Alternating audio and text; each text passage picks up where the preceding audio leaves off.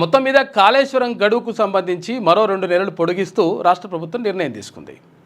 అంటే దీని ద్వారా ఏం చెప్తున్నారంటే మొత్తం మీద ఇంకా కేసీఆర్ తర్వాత ఇందులో విచారణకు రాలేదు, విచారణకు హాజరుగమని కూడా వాళ్ళు కోరలేదు. ఇక్కడ కేసీఆర్ కానీ ఇటు హరీష్ రావు కానీ ఆ తర్వాత ఈటెల రాజేంద్రను కూడా పిలుస్తారు. ఎందుకంటే భారీ అంటే కొంచెం ఆయన కూడా అంటే ప్రభుత్వంలో పనిచేసింది కాబట్టి ఆయన కూడా తీసుకుంటారని చెప్పేసి తెలుస్తూ ఉంది. ఏది ఏమైనప్పటికీ ఇది మొత్తం మీద ఏది అంతరంగాల సీరియల్ లెక్క కాళేశ్వరం ఎంక్వైరీ అనేటువంటిది కొనసాగుతూ ఉంది. ఇక మరోవైపు విద్యుత్ కొనుగోళ్లకు సంబంధించి విద్యుత్ కొనుగోళ్లకు సంబంధించి కూడా అక్కడ ఎంక్వైరీ జరుగుతూ ఉంది. ఇక అది మెల్లమెల్ల కొనసాగుతుంది. మరోవైపు ఫోన్ ట్యాపింగ్ కేసు, మరోవైపు గొర్రెల స్కాము, ఇట్లా ఈ కేసులతో పాటు ఇక ఈ కార్ రేసు ఇట్లా కొనసాగుతున్నటువంటి పరిస్థితి కనిపిస్తూ ఉంది. కానీ ఏది కూడా ముందర పడతలేదు. తర్వాత దేనికి కూడా ఫైనల్గా అంటే ఫైనల్ రిజల్ట్ ఇచ్చేటువంటి పరిస్థితి మాత్రం కనిపించట్లేదు. అంటే పూర్తి స్థాయి నివేదిక ఇచ్చేసిండ్రు, తర్వాత అంతా అయిపోయింది. తర్వాత కాళేశ్వరానికి సంబంధించి 109 మంది ఇంజనీర్లని పిలిచిండ్రు, మాట్లాడిన తర్వాత మొత్తం కూడా ఆగమాగం చేసి 1,00,000 కోట్ల రూపాయలని మట్టిలో పోసి ఆగం చేసినటువంటి మాటను చెప్పిండ్రు. అయితే ఇంకా విచారణ మరి అంటే ఇందులో అప్పుడు ప్రభుత్వాన్ని నడిపించినటువంటి కేసీఆర్ కానీ, తర్వాత భారీ నీటిపారుదల శాఖ మంత్రిగా ఉన్నటువంటి హరీష్ రావు కానీ, వీళ్ళందరూ కూడా ఎవరు లేరు అనేటువంటి ఆరోపణల నేపథ్యంలో మరొక్కసారి మరో 2 నెలలు పొడిగిస్తూ ప్రభుత్వం నిర్ణయం తీసుకుంది. ఇక మళ్ళీ ఇంకా ఎంక్వైరీ మళ్ళీ నడుస్తుందంట. ఆ తర్వాత ఇప్పుడు కొండపోచమ్మ సాగర్కి సంబంధించిన ఎంక్వైరీ కూడా నడవాలంటూ, అంటే కాళేశ్వరానికి సంబంధించి అనుబంధంగా కొండపోచమ్మ సాగర్ను కూడా నిర్మించారు కదా, దానికి సంబంధించి కూడా ఎంక్వైరీ నడవాలని చెప్పేసి ఒక చర్చ నడుస్తూ ఉంది. అందులో భాగంగా కొండపోచమ్మ సాగర్, ఇక మల్లన్న సాగర్, ఇక ఈ సాగర్లన్నీ మెల్లమెల్లగా అయిపోయేసరికి ప్రభుత్వం అయిపోయే టైం వస్తుందని చెప్పేసి కొంతమంది విమర్శలు చేస్తూ ఉన్నారు. ఏది ఏమైనప్పటికీ నిజంగా కూడా పారదర్శకంగా అప్పుడంటే భారతీయ జనతా పార్టీ ప్రభుత్వం అంటే కేంద్రంలో ఉన్నటువంటి ఎన్డీఏ ప్రభుత్వం కూడా గతంలో ఆరోపించింది. ఎందుకంటే కాళేశ్వరం ప్రాజెక్ట్ అనేటువంటిది ఇక్కడ కేసీఆర్కి తర్వాత ఆయన కుటుంబానికి ఏటీఎం లాగా మారింది అని చెప్పేసి అక్కడ నితిన్ గడ్కరీ చెప్పిండు. ఈ తర్వాత చాలామంది కూడా మాట్లాడిన తర్వాత అక్కడ కేంద్రం కానీ తర్వాత ఇప్పుడు రాష్ట్ర ప్రభుత్వం కానీ ఎంక్వైరీ చేస్తున్నాయి కానీ క్లియర్ రిపోర్ట్ మాత్రం తెప్పించుకోవట్లేదు. తర్వాత తొందరగా దీన్ని పూర్తి చేయట్లేదు. మొత్తం కూడా అలా తీసుకుపోయి చెర్లపల్లి జైలు వేస్తాం, ప్రత్యేకంగా వాళ్ళకు రూములు కట్టిస్తా అని చెప్పినటువంటి ఎవరైతే ఉన్నారో వాళ్ళు కనీసం దీని గురించి పట్టించుకోవట్లేనటువంటి ఆరోపణలు మాత్రం వినిపిస్తూ ఉన్నాయి. సరే, ఏది ఏమైనప్పటికీ అది మెల్లగా కొనసాగుతుంది. ఇక మరోవైపు భారత్లో ఉగ్ర కుట్రలను చేసేందుకు ఇక్కడి నుంచే కొంతమంది ఉగ్రవాదులకు సహకరిస్తున్నటువంటి ఆరోపణలు కాదు, కొంతమందిని పట్టుకున్నారు, అనుమానితులని పట్టుకొని 12 మందిని పట్టుకొని ఈ లంగనా కొడుకులు ఏం చేస్తున్నారంటే అసలు యాక్చువల్గా ఇక్కడ ఉన్నటువంటి సమాచారాన్ని, ఇక్కడ ఉన్నటువంటి ఏదైతే కీలకమైనటువంటి స్థావరాలు ఉంటాయో, ఇక్కడ ఉన్నటువంటి ఏదైతే డిఆర్డిఓ కానీ లేకపోతే ఇక్కడ ఎన్ఎఫ్సి కానీ ఇలాంటి కీలకమైనటువంటి ఏవైతే స్థలాలు ఉంటాయో వాటికి సంబంధించినటువంటి సమాచారాన్ని అక్కడ పాకిస్తాన్కి చేరవేస్తున్నట్లుగా తెలుస్తూ ఉంది. ఈ నేపథ్యంలోనే అక్కడ జ్యోతి మల్హోత్రా అని చెప్పేసి ఓ యూట్యూబర్, ఆ యూట్యూబర్ ఏమైంది, జ్యోతి మల్హోత్రా ఎందుకు ఇట్లా చర్చనీయాంశంగా మారింది, తర్వాత ఎందుకు అట్లా అయిందంటే ఎవరైతే పాకిస్తాన్ నుంచి వచ్చినటువంటి విదేశాంగ శాఖ కార్యదర్శులు ఎవరైతే ఉంటారో భారత్లో ఆ ఎంబసీలో ఉంటారో ఆ రోజు కేక్ తీసుకొచ్చిండు కదా, పహల్గామ్ ఘటన జరిగిన తర్వాత తెల్లారి కేక్ తీసుకొచ్చేసి నడుచుకుంటూ పోయినాడు ఎవడైతే ఉండో వానితోటి బాగా క్లోజ్గా ఉండదంటే ఈమె క్లోజ్గా ఉండడంతో పాటు పాకిస్తాన్ కూడా పోయి ఆ పాకిస్తాన్లో ఉన్నటువంటి చాలా ప్లేస్లు నేను పాకిస్తాన్కి వచ్చేసిన పాకిస్తాన్లో ఈ ప్లేస్ ఆ ప్లేస్ అని చెప్పింది. కానీ ఇక్కడ భారత్లో ఉన్నటువంటి కీలకమైనటువంటి స్థలాలు ఏవైతే ఉంటాయో వాటికి సంబంధించినటువంటి సమాచారాన్ని పాకిస్తాన్కి చేరవేస్తుందనేటువంటి ఆరోపణలు ఉన్నాయి. ఆరోపణలు కాదు, ఆమె కూడా ఒప్పుకున్నట్టుగా చెప్తా ఉన్నారు.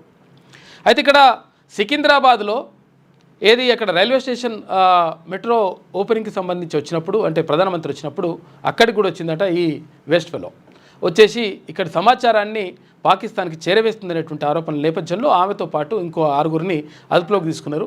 వారితో పాటు ఇంకొక 6గురు.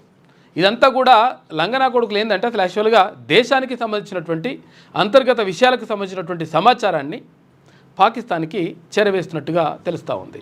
ఇటువంటి వాడు ఎవడున్నా కానీ వాళ్ళు పట్టియడం కాదు, మొత్తం వాడిని ఏం చేసినా కానీ పాపం లేదు. ఎందుకంటే దేశ భద్రతకు సంబంధించి కొన్ని లక్షలాది మంది సైనికులు అక్కడ ఆర్మీ కానీ ఎయిర్ ఫోర్స్ కానీ తర్వాత నేవీ కానీ అందులో ఉన్నటువంటి త్రివిధ దళాలు రాత్రింబవళ్ళు కష్టపడి దేశాన్ని కాపలాగాస్తూ ఉంటే ఇటువంటి లంగా కొడుకుల వల్ల మొత్తం కూడా ఇక్కడి సమాచారం వెళ్తుందనేటువంటి ఆరోపణల నేపథ్యంలో దాన్ని ఉగ్ర కుట్రలన్నింటినీ కూడా భగ్నం చేస్తూ ఉన్నారు మన భద్రతా బలగాలు. ఇక మరోవైపు ఇక్కడ హైదరాబాద్తో పాటు అక్కడ రంపచోడవరం అంటే ఏపీలోని రంపచోడవరం మరికొన్ని చోట్ల బాంబు పేలుళ్లకు టిఫిన్ బాక్స్ బాంబు పేలుళ్లకు ప్లాన్ చేస్తున్నట. ఆ ప్లాన్ చేసినటువంటి ఆ ప్లాన్లని భగ్నం చేసినాయి మన భద్రతా బలగాలు. దానికి సంబంధించినటువంటి విషయాలు కూడా తెలుస్తూ ఉన్నాయి. ఇక మరోవైపు ఇక్కడ ఇందిరా సౌర జల గిరిజల పథకం ఏవైతే ఉందో దానికి సంబంధించింది నిన్న ముఖ్యమంత్రి రేవంత్ రెడ్డి అక్కడ నాగర్ కర్నూలు జిల్లాలో ప్రారంభించిండు.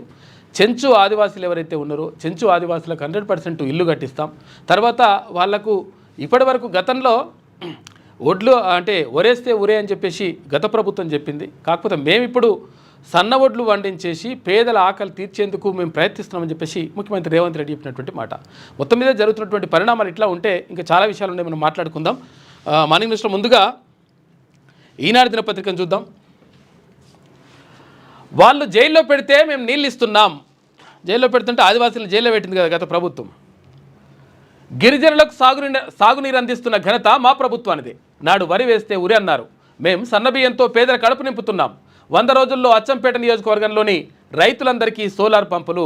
ఇందిరా సౌర గిరి జల వికాసం ప్రారంభోత్సవ కార్యక్రమంలో సీఎం రేవంత్ రెడ్డి నిన్న మాట్లాడాడు. పోడు భూముల కోసం పోరాటం చేసిన గిరిజనులు జైల్లో పెట్టిన చరిత్ర గత ప్రభుత్వానిది అయితే ఆ భూముల్లో బోర్లు వేసి సౌర విద్యుత్తో సాగునీరు అందిస్తున్న ఘనత తమ ప్రభుత్వానిదని ముఖ్యమంత్రి రేవంత్ రెడ్డి చెప్పారు. వరి వేస్తే ఉరి అని గత సర్కార్ అంటే అదే రైతన్న సన్నధాన్యం పండించేలా చేసి పేదలకు సన్నబియ్యం పంపిణీ చేస్తూ కడుపు నింపుతున్నామన్నారు. అయితే సోమవారం నాగర్ కర్నూలు జిల్లా ఆమ్రాబాద్ మండలం మాచారంలో ఇందిరా సౌర గిరిజల వికాసం పథకాన్ని ఆయన ప్రారంభించారు. అనంతరం మాచారంలో జలంధర్ అనే గ్రామస్తుడు నిర్మించినటువంటి దానికి వెళ్ళి అక్కడ చూసిండంట. నిన్న ముఖ్యమంత్రి నాగర్ కర్నూలు జిల్లాలో పర్యటించిండు. ఎందుకంటే సొంత జిల్లా. తర్వాత ఈ కార్యక్రమం తర్వాత ఏది సొంతూరు కొండారెడ్డిపల్లికి కూడా వెళ్ళిన తర్వాత అక్కడ ఆంజనేయ స్వామికి పూజలు కూడా చేసినట. నాగర్ కర్నూలు జిల్లా ఆమ్రాబాద్ మండలం మాచారంలో ఇందిరా సౌర గిరిజల వికాసం పథకం ప్రారంభోత్సవం శిలాఫలకం ఆవిష్కరించిన సీఎం రేవంత్ రెడ్డి, ఉప ముఖ్యమంత్రి భట్టి విక్రమార్క, చిత్రంలో షబ్బీర్ అలీ, వీర్లపల్లి శంకర్, చిన్నారెడ్డి, మంత్రులు పొన్నం ప్రభాకర్, ఇక జూపల్లి కృష్ణారావు, దామోదర్ రాజనరసింహ, తుమ్మల నాగేశ్వరరావు, పొంగులేటి శ్రీనివాసరెడ్డి, ఉత్తమ్ కుమార్ రెడ్డి, సీతక్క తదితరులందరూ కూడా నిన్న ఈ కార్యక్రమంలో పాల్గొన్నారు. వారికి ప్రజలే బుద్ధి చెప్తారు. అక్రమ సంపాదనతో కొందరు మా ప్రభుత్వంపై సామాజిక మాధ్యమాల్లో అసత్య ప్రచారాలు చేస్తున్నారు. వారికి ప్రజలే బుద్ధి చెప్తారు. మేము అధికారంలోకి వచ్చిన మొదటి సంవత్సరంలోనే 60,000 ప్రభుత్వ ఉద్యోగాలు, మరో 1,00,000 ప్రైవేటు ఉద్యోగాలు వచ్చేలా చర్యలు చేపట్టాం. 12 యూనివర్సిటీలకు వీసీలను నియమించాం. ప్రతి నియోజకవర్గంలో ఇంటిగ్రేటెడ్ పాఠశాలను నిర్మిస్తున్నాం. 16 నెలల్లో 3 లక్షల కోట్ల రూపాయల పెట్టుబడులు తీసుకొచ్చామని చెప్పేసి నిన్న ముఖ్యమంత్రి రేవంత్ రెడ్డి మాట్లాడాడు. ఉన్నాయా విజువల్స్ అవి?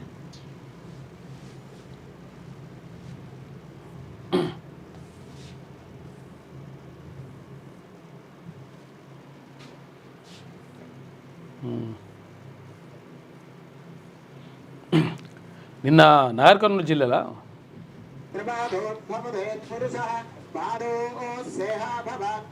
ఇందిరా సౌర గిరిజల వికాసం కార్యక్రమం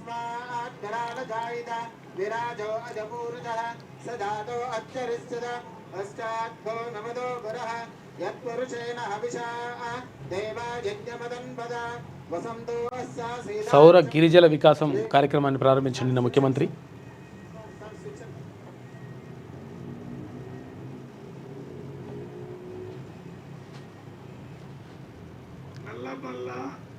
డిక్లరేషన్ అంటే ఈ ప్రాంతంలో ఉన్న గిరిజనులకు సంబంధించినటువంటి దాని మీద 10 కమాండ్స్ లాంటి డిక్లరేషన్ ఆవిష్కరిస్తారు. ఇప్పుడు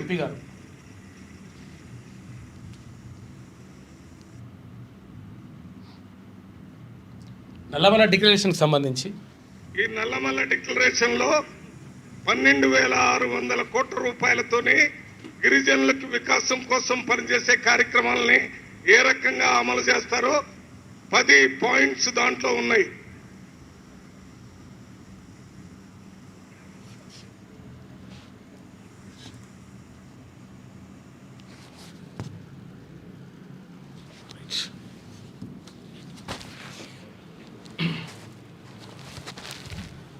ఇది సీఎం కార్యక్రమానికి సంబంధించి. ఇక ఆదివాసీ గిరిజనులందరికీ ఇందిరమ్మ గృహాలు నల్లమల్ల డిక్లరేషన్ ప్రకటించిన సీఎం రేవంత్ రెడ్డి అని చెప్పేసి ఇందాక ప్రకటించింది కదా అది. ఇక 5 లక్షల మందికి యువ వికాసం జూన్ 2న మంజూరు పత్రాలు పంపిణీ చేస్తామని చెప్పేసి నెలకు 2,000 కోట్ల రూపాయలు ఖర్చు చేయనున్న ప్రభుత్వం. అఖిలపక్ష బృందాల పేర్లపై రగడ తామిచ్చిన పేర్లను పరిగణలోకి తీసుకోలేదన్న కాంగ్రెస్. అది పూర్తిగా ప్రభుత్వ నిర్ణయం అని చెప్పేసి కేంద్ర మంత్రి రిజిజు చెప్తా ఉన్నాడు. మొత్తం మీద అఖిలపక్షానికి సంబంధించి బృందం పైన అఖిలపక్ష బృందాన్ని ఏదైతే వివిధ దేశాలకు పంపిస్తూ ఉన్నారో అక్కడ పాక్ సంబంధించినటువంటి దౌత్య కార్యక్రమానికి సంబంధించి ఏదైతే వివిధ దేశాలకు పంపిస్తున్నటువంటి ప్రతినిధులు ఉన్నారో 7 బృందాలుగా కేంద్ర ప్రభుత్వం ప్రతినిధులను పంపిస్తూ ఉంది, ఎంపీలని. అందులో భాగంగా కాంగ్రెస్ పార్టీ ఏదైతే సూచించినటువంటి మనుషులు ఎవరైతే ఉంటారో, ఎవరైతే క్యాండిడేట్స్ ఉంటారో వాళ్ళకి సంబంధించి వాళ్ళని పంపించకుండా భారతీయ జనతా పార్టీ తమ ఇష్టం వచ్చిన వాళ్ళని పంపిస్తూ ఉంది అని చెప్పేసి ప్రధానంగా శశి తరూర్కి సంబంధించి మాట్లాడింది కాంగ్రెస్ పార్టీ. ఇది ప్రభుత్వ నిర్ణయం, ఇది పార్టీ నిర్ణయం అంటా ఉన్నారు. ఇక గాజా మొత్తాన్ని స్వాధీనం చేసుకుంటాం నెతన్యాహు సంచలన ప్రకటన అని చెప్పేసి ఒక వార్త కనిపిస్తూ ఉంది. గాజా మొత్తం కూడా చేసి పడేస్తూ అంటుండే. ఇక విదేశీయులకు ఆశ్రయం ఇచ్చేందుకు భారత్ ధర్మశాల కాదని చెప్పేసి సుప్రీంకోర్టు అన్నది. ఎందుకంటే శ్రీలంక నుంచి వచ్చిన ఒక అతను భారత్కు వచ్చిన తర్వాత మేము భారత్లోనే ఉంటా, నాకు ఇక్కడ ఆశ్రయం కల్పించండి, నేను భారత్లో అంటే పౌరునిగా నేను ఉంటా అని చెప్పేసి అతను విజ్ఞప్తి చేస్తే లేదురా బాబు అట్టెట్లయితుంది, విదేశీయులకు ఆశ్రయం ఇచ్చేందుకు భారత ధర్మశాల ఏం కాదు, ఇక్కడ ఉన్న వాళ్ళే ఇక్కడ ఉంటారు లెక్క, వేరేటోళ్ళు వచ్చి ఇక్కడ ఉండడానికి వీల్లేదు అని చెప్పేసి సుప్రీంకోర్టు క్లియర్గా చెప్పేసింది అనమాట. కీలక సమాచారం శత్రువుకు ఇక చూసినావా ఇట్లా గూఢచర్యం ఆరోపణలపై అదుపులో 12 మంది, ఎక్కువగా పంజాబ్ వారే, 2 మహిళలు కూడా ఉన్నారంట. పహల్గామ్ ఉగ్రదాడి ఆపరేషన్ సింధూర్ తర్వాత దేశంలో పాకిస్తాన్ గూఢచర్య అనవాళ్లు విరివిగా బయటపడుతున్నాయి. ముఖ్యంగా ఉత్తర భారతంలో పాక్ నిఘా సంస్థ కోసం పలువురు పనిచేస్తున్నట్లు వెలుగులోకి వచ్చింది.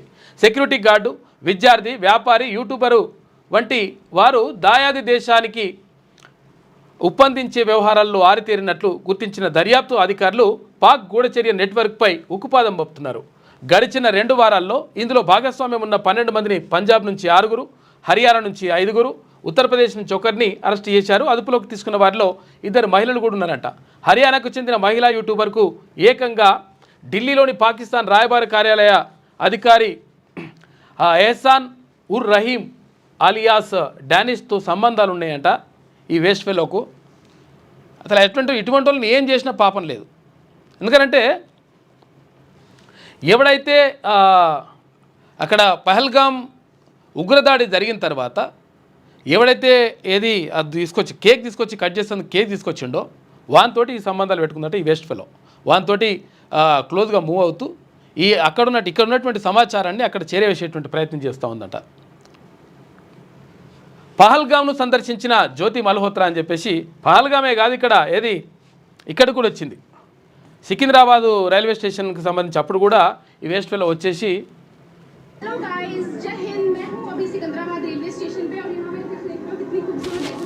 అప్పుడు स्टेज की और आ चुकी है फर्स्ट आंध्र प्रदेश की और तेलंगाना स्टेट के बीच में दूरी को कम करने के लिए वंदे भारत तेलुगु लोगों की जान शान मान ये है खूबसूरत सी नई वंदे भारत का फर्स्ट लुक और हम लोग एक्साइटेड हैं इस ट्रेन से ट्रैवल करने के लिए. पासेस हमें मिल चुके हैं और हमारे जो सीट नंबर है वो है चेयर कार में C8 कोच में 24 नंबर. ఇట్లా ఎక్కడెక్కడ ఇప్పుడు సికింద్రాబాద్ స్టేషన్కి వచ్చింది కదా, ఇట్లా అన్ని చోట్లకి వెళ్ళి ఇక్కడ ఉన్నటువంటి సమాచారాన్ని ఇక్కడ ఉన్నటువంటి భారత్కు సంబంధించినటువంటి సమాచారాన్ని పాకిస్తాన్కి చేరవేస్తూ ఉందంటే ఈ వేస్ట్ ఫెలో. ఇటువంటి వాళ్ళని పట్టుకున్నారు 12 మందిని.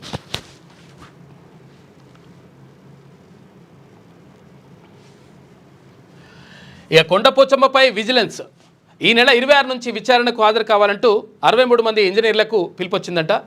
కాళేశ్వరం ఎత్తిపోతల పథకంలో భాగమైన కొండపోచమ్మ సాగర్ రిజర్వాయర్ నిర్మాణంలో అక్రమాలు జరిగాయంటూ వచ్చిన ఫిర్యాదుపై విజిలెన్స్ అండ్ ఎన్ఫోర్స్మెంట్ విచారణ ప్రక్రియను మొదలుపెట్టింది.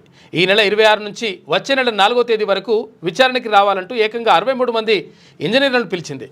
8 రోజుల పాటు ఈ విచారణ జరగనుండగా రిజర్వాయర్ నిర్మాణ సమయంలో పనిచేసిన ఏఈలు మొదలుకొని ఇంజనీరింగ్ చీఫ్ల వరకు హాజరు కావాల్సి ఉంది. అయితే ఈ మేరకు vigilance and enforcement Ramachandrapuram unit SP నీటిపారుదల శాఖ ఇంజనీరింగ్ చీఫ్ పరిపాలనకు సంబంధించినటువంటి 2 రోజుల క్రితం లేఖ రాసిందంట. మల్లన్న సాగర్ నుంచి కొండపోచమ్మ వరకు నీటిని మళ్లించే పనులను 13, 14 ప్యాకేజీలుగా విభజించి నిర్మాణ సంస్థలకు అప్పగించిండ్రు. అయితే కొండపోచమ్మ సాగర్కు సంబంధించి కూడా విజిలెన్స్ ఎంక్వైరీ చేస్తూ ఉందంట. మరి ఎంతవరకు వస్తుంది ఏం కాదు అనేది తెలియదు. కానీ ఏదో అప్పుడు ఒకసారి డ్రగ్స్ కేసులు అని చెప్పేసి ఈ సినీ తారలందరినీ తీసుకుపోయారు అలా ఎటికలు వీకిండ్రు, తర్వాత గోర్లు కట్ చేసిండ్రు, ఇవన్నీ మొత్తం అట్లా వేయాలన్నారు. లాస్ట్కి వస్తే అది అవతల పడ్డది. కేసు లేదు, మనం లేదు, పక్కకు పెట్టేసిండ్రు. మరి ఇది కూడా ఇట్లనే జరుగుతుందా అని చెప్పేసి ఆరోపణలు వస్తూ ఉన్నాయి. అంటే కొండపోచమ్మ సాగర్ కానీ లేకపోతే గతంలో కాళేశ్వరం ప్రాజెక్టుకి సంబంధించినటువంటి ఎంక్వైరీ నడుస్తున్నది ఇక అయిపోతున్నది, మొత్తం అందరినీ తీసుకొచ్చి లోపలేస్తారు, గుంజుతారు, చేస్తారు అనుకుంటే ఏం లేకుండా సప్పుడేక అట్లా నడుస్తూ ఉంది. విద్యార్థులు లేరు, అధ్యాపకులు రారట. MBA, MCA, BEd ఫార్మసీ కళాశాలల్లో దుస్థితిగా ఇట్లున్నది. స్టూడెంట్స్ ఏమో రారు, ఎందుకంటే వాళ్ళు ఏంటంటే అడ్మిషన్ వేస్తారు, సప్పుడేక అవతల పడతారు. కొన్ని కాలేజీలు అట్లే ఉన్నాయి. ఇక తర్వాత ఇంకేంది, అధ్యాపకులు రారు. స్టూడెంట్ లేకపోతే ఇంకేం చేస్తారు, అధ్యాపకులు ఎట్లా వస్తారు, రారు. కాకపోతే ఏం చేస్తారు, ఒక లెక్చరరు ఒక 4 కాలేజీలో పనిచేస్తున్నట్టుగా ఆయన పేరు రాసుకుంటారు. రాసుకుని ఒకటేసారి వచ్చి 2-3 నెలల సంతకాలు పెట్టిపోతారు ఆయన. ఇంకో ఇటువంటి కాలేజీలు ఉన్నాయని చెప్పేసి ఇక్కడ ఉన్నత విద్యా మండలి చెప్తా ఉంది. MBA, MCA, BEd ఫార్మసీ కళాశాలలో దుస్థితి రాష్ట్ర ఉన్నత విద్యా మండలి తనిఖీల్లో వెలుగులోకి వచ్చినాయి. ఉన్నత విద్యా మండలి చైర్మన్ ఆచార్య వి బాలకృష్ణారెడ్డి ఆదేశాల మేరకు రాష్ట్ర వ్యాప్తంగా ఉన్నత విద్యను అందించే పలు కళాశాలలను మండలి ఉపాధ్యక్షుడు ఆచార్య ఇటిక్యాల పురుషోత్తం ఇటీవల తనిఖీ చేశారు. 2 రోజుల పాటు MBA, MCA, BEd ఫార్మసీ కళాశాలను స్వయంగా పరిశీలించారు. ఆయన ఎందుకంటే ఆయన అక్కడ ఉస్మాన్ షీట్లో ప్రొఫెసర్గా పనిచేసిండు. ఆయన కళాశాలల్లో గుర్తించిన లోపాలపై నివేదికను ఆయన కొద్ది రోజుల క్రితం చైర్మన్కు సమర్పించారు.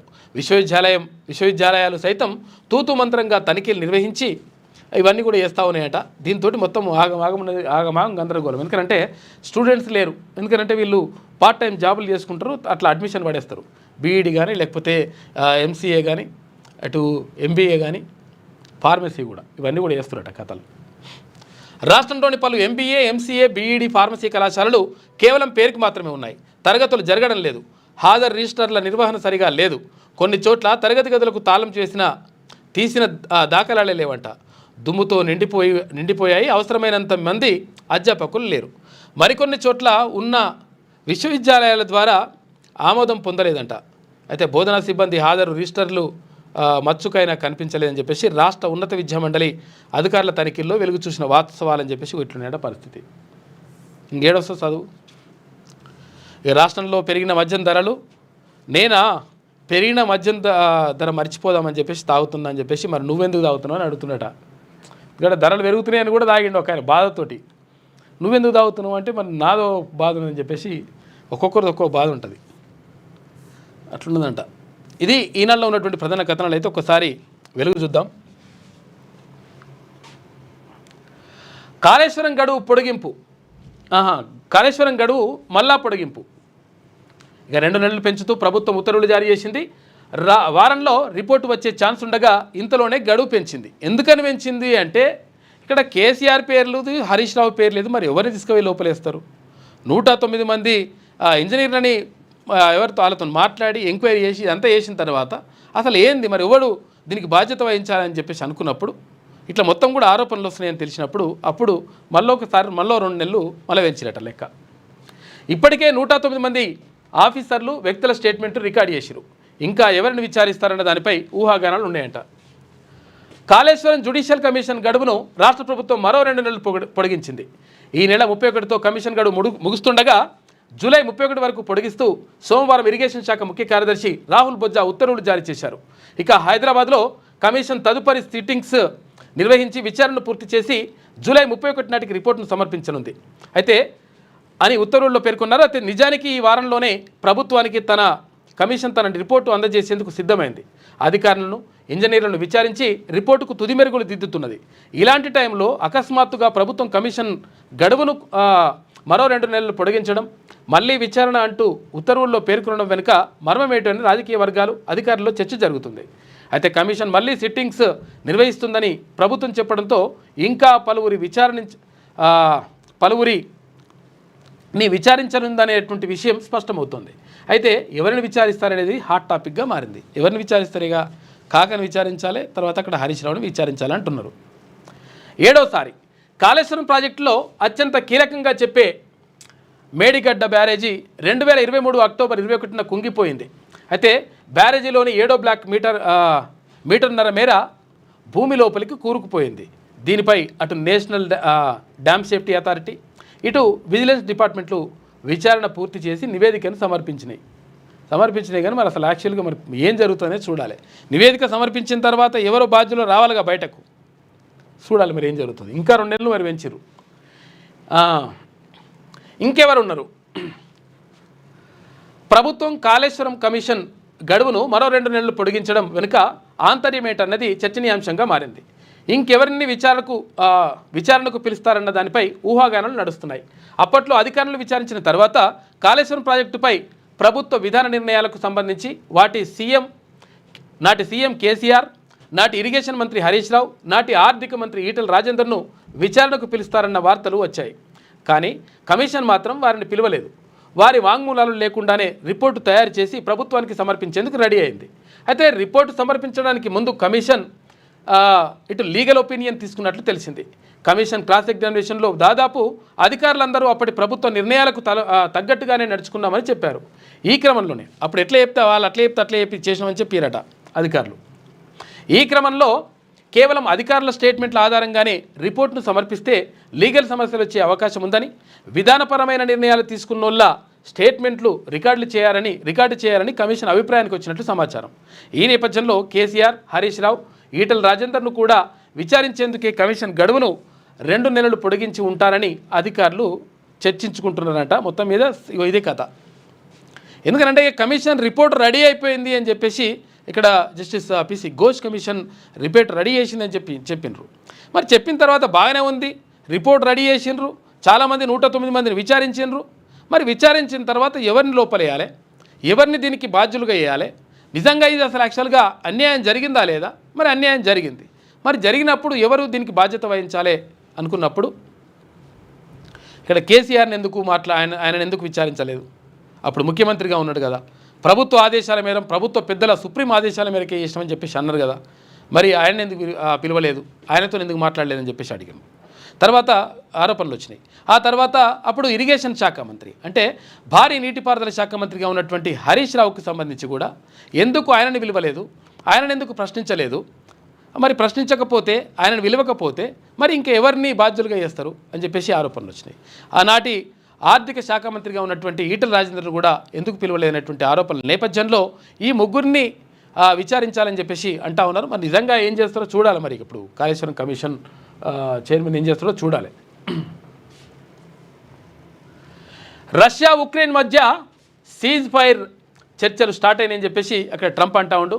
రష్యా ఉక్రెయిన్ మధ్య వార్ ముగిసినట్లేనని 2 దేశాల మధ్య సీజ్ ఫైర్కు చర్చలు ప్రారంభమయ్యాయని అమెరికా ప్రెసిడెంట్ ట్రంప్ ప్రకటించారు. ఇక రష్యా అధ్యక్షుడు పుతిన్ ఉక్రెయిన్ ప్రెసిడెంట్ జెలెన్స్కీతో వేర్వేరుగా మాట్లాడనని చెప్పేసి ఎక్స్లో పేర్కొన్నాడంట ట్రంప్. రాష్ట్రంలో 77 మంది డిఎస్పీల బదిలీ. రాష్ట్రంలో భారీగా సివిల్ డిఎస్పీల బదిలీలు జరిగాయి. హైదరాబాద్, సైబరాబాద్, రాచకొండ, వరంగల్, రామగుండం, కరీంనగర్ కమిషనరేట్ల సహా అన్ని జిల్లాల్లో 77 మందిని బదిలీ చేస్తూ డీజీపీ జితేందర్ ఉత్తర్వులు జారీ చేసినారు. 77 మంది డిఎస్పీలని బదిలీ చేసినారు నిన్న. అది ఎక్కడ బాయ్?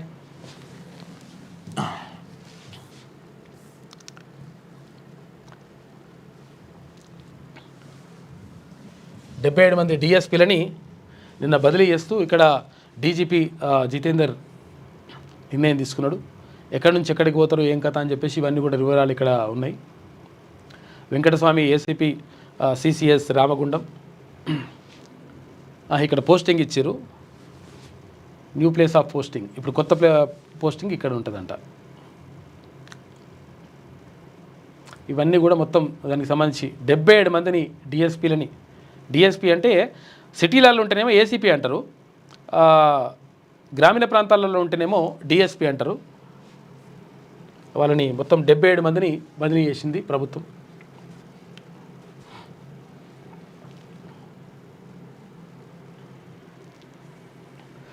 ఇక లక్నో కేల్కతం ఐపీఎల్ 18లో లక్నో ప్లే ఆఫ్స్ రేస్ నుంచి వైదొలిగింది. సోమవారం హైదరాబాద్తో జరిగిన మ్యాచ్లో తొలుత బ్యాటింగ్ చేసిన లక్నో 205 స్కోర్ చేసింది. చేజింగ్లో హైదరాబాద్ 18.2 ఓవర్లలోనే 206 స్కోర్ చేసింది. 7 వికెట్ల తేడాతో విజయం సాధించిందంట. హైదరాబాద్ విజయం సాధించింది, లక్నో కేల్కతం అయిపోయిందని చెప్పేసి అంటున్నారు. హైదరాబాద్ పని కూడా అప్పుడే అయిపోయిందిగా, అప్పుడే అయిపోయింది. ఏదో ఇప్పుడు ఇక ఆడినట్టు గెలిచినట్టు ఉన్నది కథ. మిగులు జలాలు లేవు, బనకచెర్ల ఎట్లా కడతారు? గోదావరి కావేరీ లింక్ ప్రాజెక్టును పరిగణనలోకి తీసుకుంటే నీటి లభ్యత మరింత కష్టం. కేంద్ర జలశక్తి శాఖకు NWDA వెల్లడించిందంట. అయినా బనకచెర్లపై ముందుకే వెళ్తున్న ఏపీ అని చెప్పేసి ఇక్కడ బనకచెర్ల ప్రాజెక్టును కట్టేస్తామని చెప్పేసి అక్కడ ఏపీ ఆంధ్రప్రదేశ్ చెప్తా ఉంది. మరి ఎక్కడి నుంచి నీళ్ళు తీసుకొస్తారు అంటే గోదావరి కావేరిని లింక్ చేసి ఒకవేళ మిగులు జలాలను మేము తీసుకొని పోతామని చెప్పేసి అంటా ఉన్నారు. అరే ఇక్కడ మిగులు జలాలే లేకపోతే మీరు బనకచెర్లకు ఎట్లా నీళ్ళు తీసుకుపోతారు రా బాబు అని చెప్పేసి అడుగుతూ ఉన్నారంట. అయినా కానీ అక్కడ కట్టుకుంటూ పోతున్నారు లెక్క. గతంలో కూడా ఇట్లనే జరిగింది. గతంలో కూడా ఇక్కడ ఇది పోతిరెడ్డిపాడు కానీ తర్వాత ఇక్కడ పోతిరెడ్డిపాడు హెడ్ రెగ్యులేటర్ నుంచి మొత్తం అంటే ఇక్కడ శ్రీశైలం కృష్ణా జలాలను తీసుకుపోవడం కానీ అటు ఏది రాయలసీమ లిఫ్ట్ ఇరిగేషన్ కానీ ఇవన్నీ కూడా అనుమతులు లేకుండానే ఇష్టం వచ్చినట్టు కట్టుకొని మళ్ళీ ఆగమాగం చేసేసి నీళ్ళని ఎత్తుకొని పోయినరు ఏపీ వాళ్ళు. ఇప్పుడు ఈ బనకచెర్ల కథ నడుస్తుందంట. టిఫిన్ బాక్స్ బాంబులతో పేలుళ్లకు కుట్ర.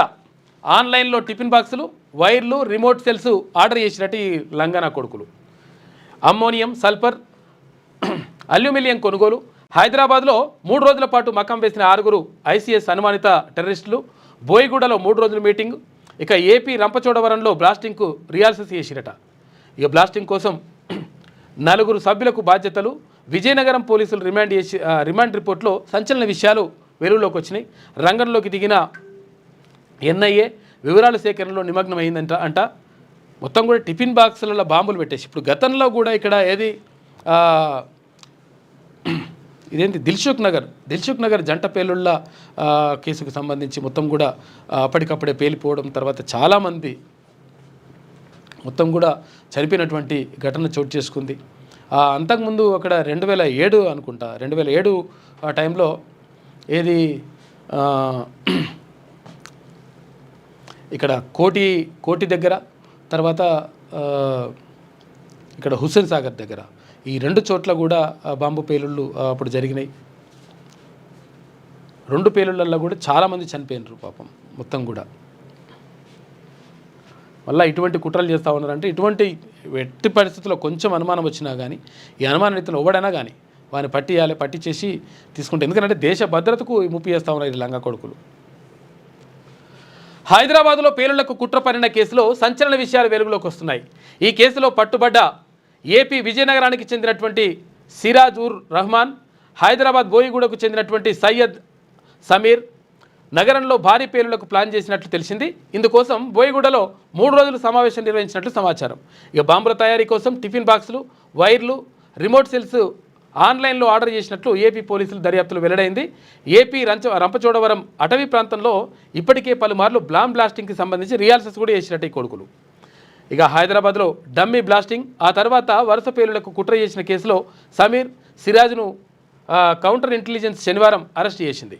విజయనగరం టూ టౌన్ పోలీసులు కేసు నమోదు చేసి దర్యాప్తు చేస్తున్నారంట. నిందితుల రిమాండ్ రిపోర్ట్లో సంచలన విషయాలు వెల్లడైనాయని అని చెప్పేసి అంటా ఉన్నారు. ఇటువంటి కుట్రలు చేస్తూ ఉన్నారట. 2 వారాల్లో 12 మంది గూఢచారుల అరెస్టు.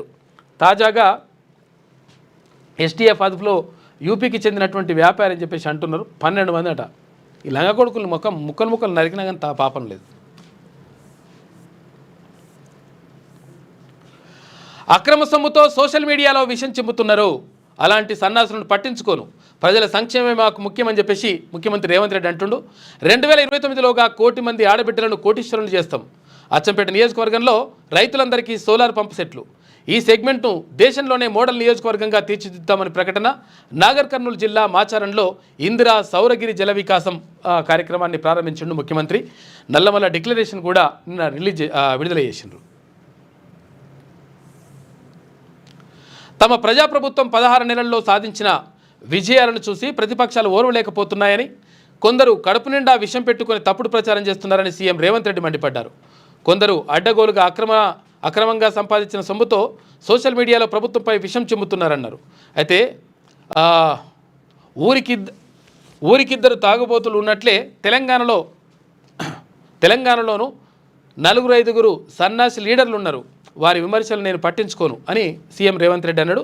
నిత్యావసర సరుకుల ధరల నియంత్రణలో, శాంతి భద్రతల పరిరక్షణలో, నిరుద్యోగ సమస్య నిర్మూలనలో, పన్నుల వసూలులో తెలంగాణ నెంబర్ 1గా ఉందని, ఈ విషయాలను కేంద్ర ప్రభుత్వమే ప్రకటించిందని తెలిపారు. తమకు పరిపాలన చేతగాదనే సన్నాసులకు ఇదే సమాధానమని ఆయన పేర్కొన్నారు. వాళ్ళు ఎంత తప్పుడు ప్రచారం చేసినా తమ పథకాలే ప్రజలకు నిజాలు చెప్తాయని అన్నారు. 12,600 కోట్ల రూపాయల ఇందిరా సౌరగిరి జల వికాసం పథకాన్ని సోమవారం నాగర్ కర్నూలు జిల్లా అమ్రాబాద్ మండలం మాచారం గ్రామంలో సీఎం రేవంత్ రెడ్డి ప్రారంభించారు. ఇక సౌరగిరి జల వికాసం పైలాన్ను ఆవిష్కరించారు. గిరిజన సంక్షేమ శాఖ ఏర్పాటు చేసినటువంటి ఫోటో ఎగ్జిబిషన్ పరిశీలించారు. రిమోట్ ద్వారా సోలార్ మోటార్లు ఆన్ చేశారు. అనంతరం చెంచు మహిళా రైతులతో ముఖాముఖి మాట్లాడారు. అచ్చంపేట నియోజకవర్గ స్వయం సహాయక సంఘాలకు 119 కోట్ల రూపాయల విలువైన చెక్కును అందజేశారు. నల్లమల డిక్లరేషన్ విడుదల చేశారు. ఈ సందర్భంగా ఏర్పాటు చేసిన సభలో సీఎం రేవంత్ రెడ్డి నిన్న మాట్లాడాడు. దానికి సంబంధించినటువంటి ఫోటో అది. పాత బస్తీలో అగ్ని ప్రమాదానికి కారణం ఏంటి? షార్ట్ సర్క్యూట్ అంటున్న ఫైర్ సేఫ్టీ డిపార్ట్మెంటు, కాదంటున్న విద్యుత్ శాఖ. ఎటులు తేల్చని అధికారులు, కొనసాగుతున్న పోలీసుల దర్యాప్తు. 48 గంటలు గడిచినా నో క్లారిటీ అంటున్నారు. ఒకరేమో షార్ట్ సర్క్యూట్ అంటున్నారు, లేదు ఇక్కడ అగ్ని ప్రమాదం అని చెప్పేసి ఒకటి అంటున్నారు. మరి ఏది నిజమో తేల్చలేదు. నిన్ననే తీర్మానాలని చెప్పేసిండు కదా, ఈ విషయం చెప్పిండ్రు. ఇక భూభారత్కి ఫిర్యాదుల వెల్లువ. 4 పైలట్ మండలాల్లో 12,000కు పైగా అప్లికేషన్లు, పట్టాదారు పాస్ పుస్తకాల్లో కరెక్షన్స్ కోసమే అత్యధికమంట. ఇక జూన్ 2 తర్వాత రాష్ట్ర వ్యాప్తంగా సదస్సులు, లక్షల్లో దరఖాస్తులు వస్తాయనే అంచనాలున్నాయి. వేగంగా పరిష్కరించకపోతే భవిష్యత్తులోనూ తిప్పలే ఉంటాయంట. భూభారత్ చట్టం అమల్లో భాగంగా భూ సమస్యల పరిష్కారం కోసం నిర్వహిస్తున్న రెవెన్యూ సదస్సులకు రైతులు పోటెత్తుతున్నారు. ఇక గత సర్కారు తెచ్చిన ధరణి కారణంగా తలెత్తిన భూ సమస్యలు 7.5 కాలంలోనూ పరిష్కారం కాకపోవడంతో కొత్తగా అప్లికేషన్లు పెట్టుకుంటున్నారు. ధరణి స్థానంలో భూభారత్ చట్టాన్ని అమల్లోకి తెచ్చిన కాంగ్రెస్ సర్కార్ గత నెల 4 పైలట్ ప్రాజెక్ట్ మండలాల్లో రెవెన్యూ సదస్సులు నిర్వహించగా ఏకంగా 12,000కు పైగా దరఖాస్తులు వచ్చినాయంట. వీటిలో అత్యధికం ధరణి పోర్టల్లో నమోదైన తప్పులేనని చెప్పేసి తేలిందంట భూభారతి కథ. మరి ఎట్లా అవుతుందో మరి మొత్తం మీద సెట్ చేస్తామని అంటా ఉన్నారు రాష్ట్ర ప్రభుత్వం. కానీ మరి ఎంతవరకు సెట్ చేస్తారనేది చూడాలి. సెట్ చేస్తే బాగానే ఉంటుంది. ఎందుకంటే ధరణితోటి చాలామంది రైతులు, చాలామంది బాధితులు చాలా రకాలుగా ఇబ్బంది పడ్డారు. దానికి సమస్యకు పరిష్కారం ఉంటే బాగుంటుంది. కానీ మరి ఎట్లా చేస్తారనేది చూడాలి. మరి ఇంకా కొంచెం కష్టమే ఉంటుంది అది. ఎందుకంటే ఇప్పుడు కబ్జాలు ఉన్నోళ్లకు పట్టాలి అన్నా, లేకపోతే పట్టాలు ఉన్నోళ్ళది భూమి అని చెప్పేసి చెప్పినప్పుడు ఎటు తేలలేనటువంటి పరిస్థితి ఉంటుంది. కొంచెం క్లిష్టంగానే ఉంటుంది సమస్య. మరి ఏం చేస్తారో చూడాలి. ఇక ఇండియా ఏమైనా ధర్మసత్రమా? శరణార్థులందరికీ ఆశ్రయం ఇవ్వాలని చెప్పేసి సుప్రీంకోర్టు అంటా ఉంది. ఇప్పటికే 140 కోట్ల మందితో సతమతమవుతున్నామని కామెంట్. దేశంలో ఉండేందుకు అనుమతి ఇవ్వాలని శ్రీలంక వాసి పిటిషన్ వేసుకున్నట. శ్రీలంక వచ్చి మన దేశంలో, భారతదేశంలో నేను ఉంటా సార్ అని చెప్పేసి పిటిషన్ వేసుకుంటే అట్టెట్లయితుందిరా బాబు, ఏదో ధర్మసత్రమా, ఎవడు పడితే ఆడికి వచ్చిపోవడానికి, అట్లా లేదురా బాబు అని చెప్పి చెప్పిందంట సుప్రీంకోర్టు. ఇక డిహైడ్రేషన్తో కిడ్నీలో రాళ్ళు. చాలామందికి కిడ్నీ సమస్యలు వస్తూ ఉన్నాయి. కిడ్నీలో స్టోన్స్ వస్తున్నాయి. 4 రాళ్ళు వెనకేసుకోరా నాయన అంటే 4 రాళ్ళు ఇల్లు వేసుకున్నాను. ఏది కిడ్నీలు అలా పడుతూ ఉన్నాయంట. దీంతో చాలా ఇబ్బందులు పడతాడు. అసలు యాక్చువల్గా కిడ్నీ స్టోన్స్ వచ్చిన వాళ్ళ బాధలు చూస్తే, అంటే వాళ్ళకు ఎవరైతే ఆ స్టోన్స్ వచ్చిన తర్వాత పెయిన్ వస్తుందో, ఆ పెయిన్ వచ్చిన వాళ్ళు, అంటే నొప్పి వస్తుంది కదా, నొప్పి వచ్చిన వాళ్ళు నడితే చెప్తారు. ఒక రకంగా అసలు యాక్చువల్గా మరో జన్మ ఎత్తుతారు వాళ్ళు. అంత పెయిన్ ఉంటుంది. రకరకాలుగా మస్తు ఇబ్బంది పడతారు. కాబట్టి ఎట్టి పరిస్థితుల్లో ఈ స్టోన్స్ రాకుండా 4 రాళ్ళు వెనకేసుకుంటే మంచిదే. కానీ ఈ రాళ్ళని వేసుకోకూరి. ఈ రాళ్ళని వేసుకోవాలంటే ఏం లేదు, నీళ్ళు తాకుంటే అయిపోయాయి. నీళ్ళు సరిగ్గా తాగకపోతే ఆటోమేటిక్గా రాళ్ళు వెనక పడ్డట్టే అవుతుంట. డిహైడ్రేషన్ తోటి మొత్తం కూడా రాళ్ళు తయారవుతున్నాయంట. కాబట్టి వాటర్ ఎక్కువ తీసుకోండి.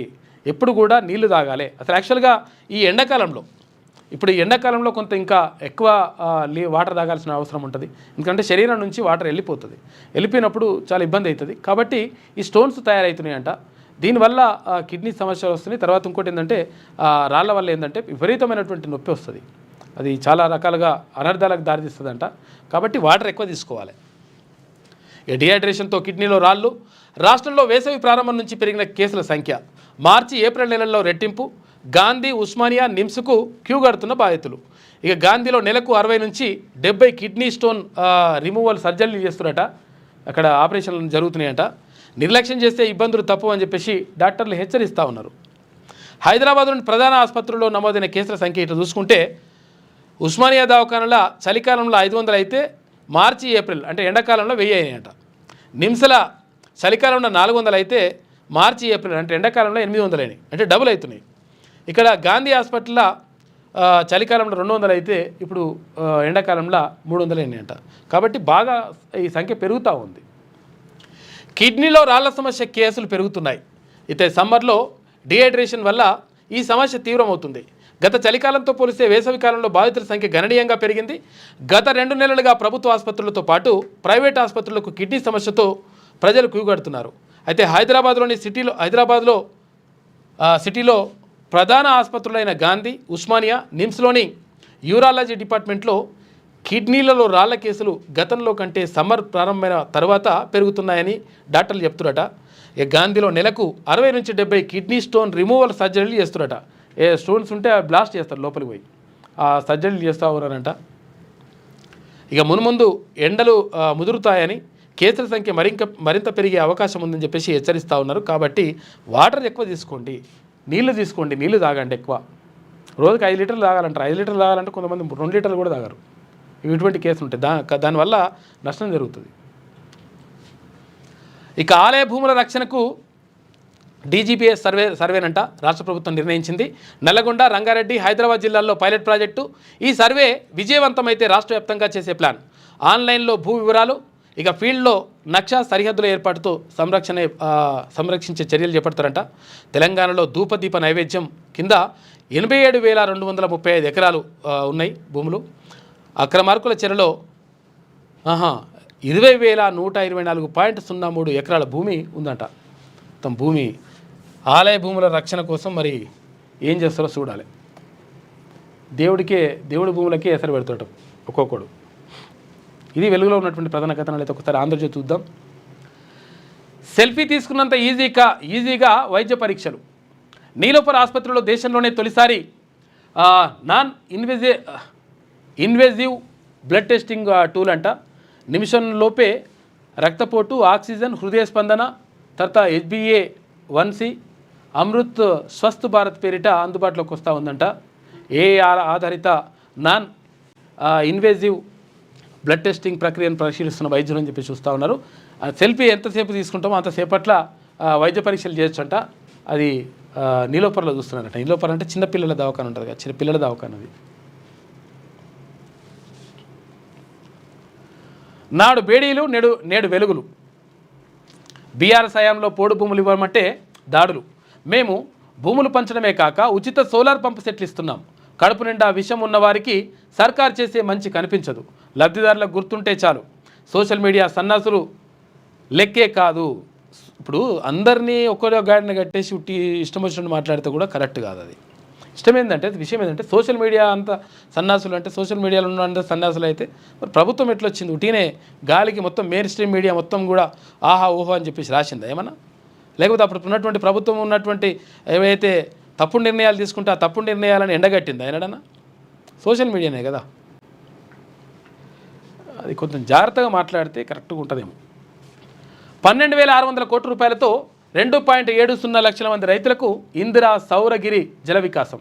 ముఖ్యమంత్రి రేవంత్ రెడ్డి మాట్లాడాడు. ఇక నాగర్ కర్నూలు జిల్లా మాచారంలో జల వికాసం పథకం ప్రారంభించారు. మంత్రులతో కలిసి స్వగ్రామం కొండారెడ్డిపల్లికి సీఎం. ఆంజనేయ స్వామి ఆలయంలో పూజలు చేసిండు, పట్టు వస్త్రాలు కూడా సమర్పించిందట. ఈ ఆంజనేయ స్వామి ఆలయం ఇక్కడ ముఖ్యమంత్రి రేవంత్ రెడ్డి ఇంటి ముందరనే ఉంటుంది, అక్కడ కొండారెడ్డిపల్లిలో. మేము అక్కడికి వెళ్ళినాం. ఇక గిరిజన విందు. మాసప్ ట్యాంకు తెలుగు సంక్షేమ భవన్లో ట్రైబల్ కెఫెటేరియన్ అంట. ఇప్పలడ్డు, గారెలు, చపాతీలు సహా చిరుతిళ్ళు ఉంటాయంట. తృణ చిరుధాన్యాల ఉత్పత్తులతో వంటకాలు. అక్కడే కొలువు తీరిన 11 జాతుల గిరిజన ఆలయాలు కూడానంట త్వరలో ప్రారంభిస్తారని చెప్పి చెప్తా ఉన్నారు. చూడాలి మరి ఎట్లుంటుందో. ఇక విదేశీ పర్యటనలు, విలాస జీవితం. ఎక్కడికి వెళ్ళినా ఖరీదైన హోటల్లోనే బస చేస్తుందట ఆమె. ఇది యూట్యూబర్ జ్యోతి మల్హోత్రా జీవన శైలి. ఈ ఏడాది జనవరిలో పహల్గామ్లో పర్యటనలో జనవరిలో పర్యటించిన తర్వాత ఇది జరిగింది. వీడియో తీసి పాక్ ఏజెంట్లకు చేరవేత. ఇక ఉగ్రదాడి తర్వాత ఢిల్లీలో పాక్ ఎంబసీకి కేక్ తీసుకెళ్లిన వ్యక్తితో జ్యోతి ఫోటో అని చెప్పేసి ఇక్కడ చూసుకోవచ్చు. ఇక వీడు కేక్ తీసుకుపోయిండు. అక్కడ ఏది పాకిస్తాన్కి సంబంధించినటువంటి ఎంబసీ వానితోటి ఫ్రెండ్షిప్ చేస్తాడట ఈ వెస్ట్ ఫెలో. గూఢచర్యం ఆరోపణలపై అరెస్ట్ అయిన యూట్యూబర్ జ్యోతి మల్హోత్రాకు సంబంధించిన మరిన్ని సంచలన వివరాలు వెల్లడయ్యాయి. మధ్యతరగతి కుటుంబానికి చెందిన ఆమె ఖరీదైన జీవనశైలి సాగిస్తుంది. ఆమె ఆదాయానికి విలాస జీవితానికి ఎక్కడా పొంతన లేదు. విమానాల్లో ఎప్పుడూ మొదటి తరగతిలోనే ప్రయాణించినట్లు పోలీసులు గుర్తించారు. ఖరీదైన హోటళ్లలో బస చేస్తూ ఖరీదైన రెస్టారెంట్లోనే భోజనం చేసేది. ఆమె పాక్ పర్యటన ఖర్చంతా స్పాన్సర్లదే అని భావిస్తున్నారు. అంతేగాక పాక్ పర్యటన నుంచి వచ్చిన వెంటనే ఆమె చైనా వీణ అన్ని పోయిందంట వెస్ట్ ఫెల్లో. ఇక హైదరాబాద్ విజయనగరంలో వరుస పేలులకు కుట్ర. రంపచోడవరంలో రిహార్సల్స్ జరిపిన సిరాజ్ సమీర్ 2 సార్లు సౌదీకి సిరాజ్ పోయినట. రిమాండ్ రిపోర్ట్లు వెల్లడి. రంగంలోకి ఎన్ఐఏ వచ్చేసింది. నిందితుల కస్టడీకి పిటిషన్ ఇచ్చిందట. ఉంటారు ఇక కొంతమంది ఉంటారు వేస్ట్ ఫెలోస్. ఇక సస్యశ్యామల భారతం. బియ్యం ఉత్పత్తిలో చైనాను దాటి భారత్ రికార్డు సృష్టించింది. 14.9 కోట్ల టన్నులతో ముందంజ. ఇక 2వ స్థానంలో చైనా 14.46 కోట్ల టన్నులు. తెలంగాణ తదితర రాష్ట్రాల్లో అధిక దిగుబడి. గోధుమ ఉత్పత్తుల్లో భారత్కు 2వ స్థానం ఉందంట. పడిపోతున్న నూనె గింజల ఉత్పత్తి అని చెప్పేసి అంటా ఉన్నారు. ఇక ఫిలిప్పీన్స్కు ఏటా 8 లక్షల టన్నుల బియ్యం అంట. తెలంగాణ ఫిలిప్పీన్స్ ప్రభుత్వాలు ఎంఓయూ కుదుర్చుకున్నాయి, ఒప్పందం చేసుకున్నాయట. ఇక ఎయిర్పోర్టుల్లో రైల్వే స్టేషన్లు అమృత్ పథకంలో భాగంగా వరంగల్, కరీంనగర్, బేగంపేట స్టేషన్ల అభివృద్ధి, అత్యంత అధునాతన వసతుల కల్పన. ఒక్క స్టేషన్కు 25 కోట్ల రూపాయల వ్యయం చేస్తామని చెప్పేసి ఎల్లుండి వర్చువల్గా ప్రారంభించనున్న ప్రధాని నరేంద్ర మోడీ. వరంగల్ రైల్వే స్టేషన్ ఫోటోను ఎక్స్లో షేర్ చేసిన రైల్వే మంత్రి అశ్విని వైష్ణవ్ అంటా ఉన్నాడు. మొత్తం మీద ఎయిర్పోర్టులు లెక్క చేస్తామంటున్నట ఏది రైల్వే స్టేషన్ని. నిజంగా అట్లా చేస్తే మంచిగా ఉంటుంది మరి, అటువంటి మంచిగా నీట్గా సౌకర్యాలు కల్పిస్తే. ఇక భారత్ ధర్మసత్రం కాదు, ఇప్పటికే 140 కోట్ల మంది జనాభాతో ఇబ్బందులు. శరణార్థుల అంశంపై సుప్రీంకోర్టు వ్యాఖ్యలు. ఇక ఆశ్రయం కోరిన శ్రీలంక జాతీయుడికి పిటిషన్ తిరస్కరించింది. మధ్యప్రదేశ్ మంత్రిపై సిట్. కర్నల్ సోఫియాపై అనుచిత వ్యాఖ్యల కేసులో సుప్రీంకోర్టు ఆదేశాలు జారీ చేసింది. అజయ్ షా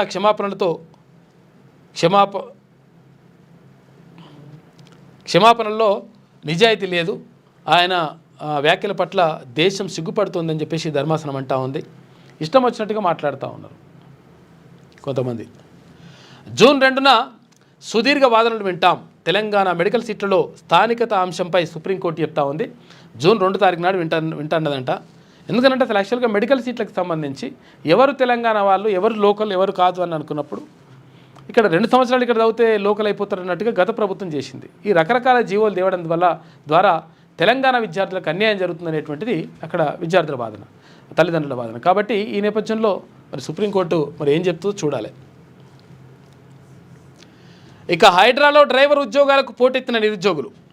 రాష్ట్రంలోని పలు ప్రాంతాల నుంచి రాక 200 పోస్టులకు 850 మంది దరఖాస్తులు పెట్టిరట. హైదర్ నగర్, పుప్పాలగూడలోని పలు ఆక్రమణలను కూల్చివేసిన హైడ్రా అని చెప్పేసి ఒక వార్త కనిపిస్తూ ఉంది. నిన్న హైదరాబాద్లోని బుద్ధ భవన్లో హైడ్రా కార్యాలయం వద్ద బారులు తీరిన నిరుద్యోగులు. జస్ట్ డ్రైవర్ పోస్టులు వేస్తా అంటే 1000 మంది అక్కడికి తరలొచ్చిండ్రు. మొత్తం ఎక్కడికక్కడ 1000 మంది. ఏం ఉద్యోగం అట్లా అంటే వాళ్ళ చిన్న డ్రైవర్ ఉద్యోగానికి సంబంధించి భారీగా వచ్చేసిందంట. ఇట్లా ఇంతమంది.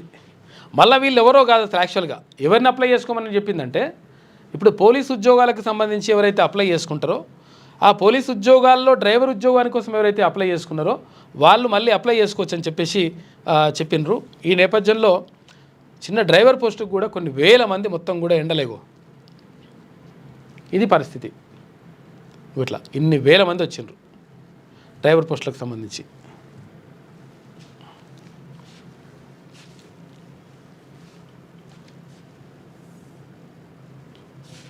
ఇక బెంగళూరులో వర్ష బీభత్సం.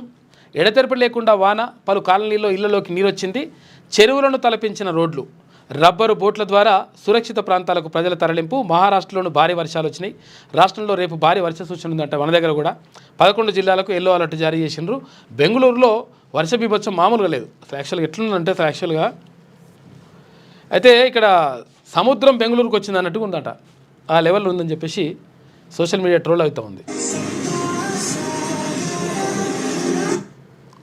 ఇంకో ఇట్లా బెంగళూరుకే సముద్రం వచ్చిందా అన్నట్టు ఉందట. బెంగళూరు బీచ్ రోడ్ ఇట్లుంది పరిస్థితి. భారీ వర్షాలు వచ్చినాయి నిన్న. అగో కొట్టుకొని పోతురు బస్సులు వస్తుంటే. అగో అంత దారుణంగా ఉంది పరిస్థితి.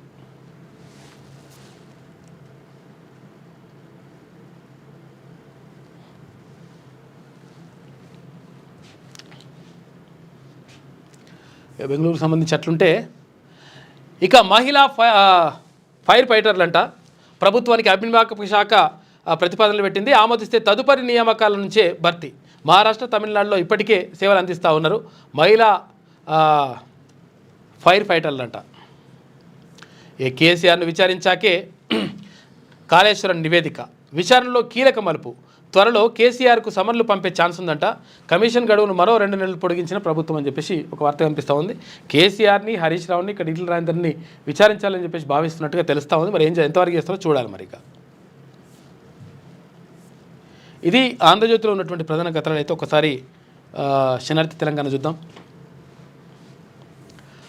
అప్పుడు అలా ఇప్పుడు ఇలా, విపక్షంలో ఉంటే ముద్దు, అధికారంలో వచ్చాక వద్దు. కేసీఆర్ రేవంత్ది సేమ్ టు సేమ్ థియరీ.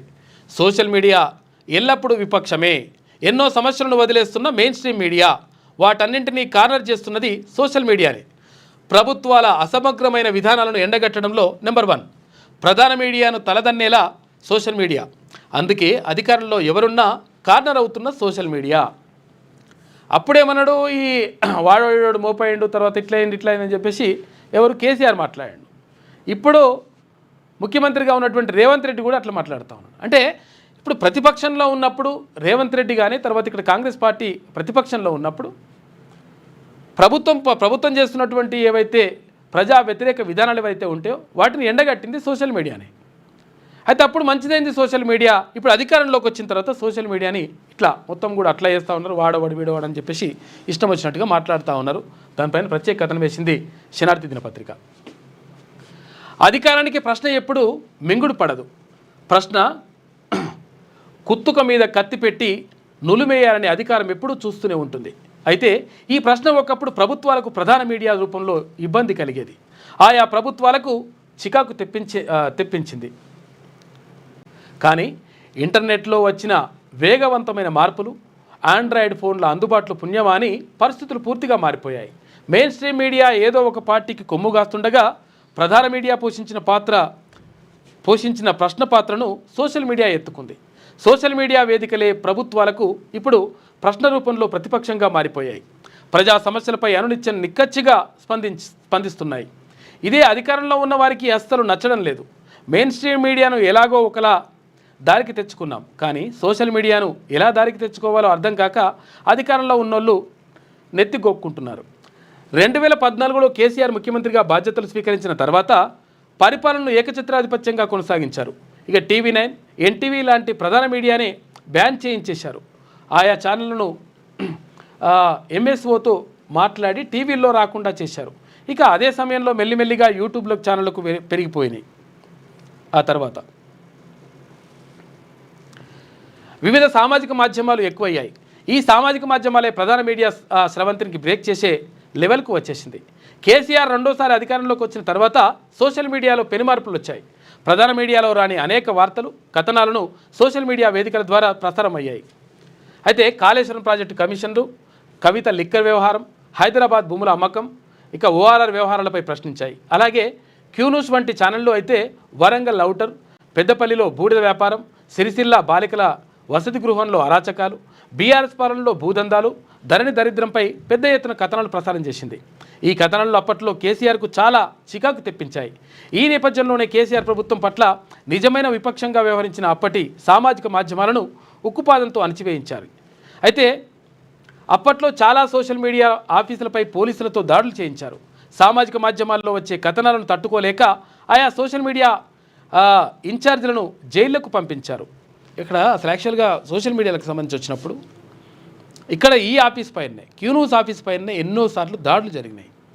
కర్రలతో దాడులు చేసిండ్రు, మొత్తం ఇవంతా కూడా పొడి చేసిండ్రు, మొత్తం అవన్నీ కూడా ఈ సిస్టమ్స్ అన్నీ కూడా ఎత్తుకొని పోయినరు, కంప్యూటర్ సిస్టమ్స్ అన్నీ కూడా ఎత్తుకొని పోయినరు.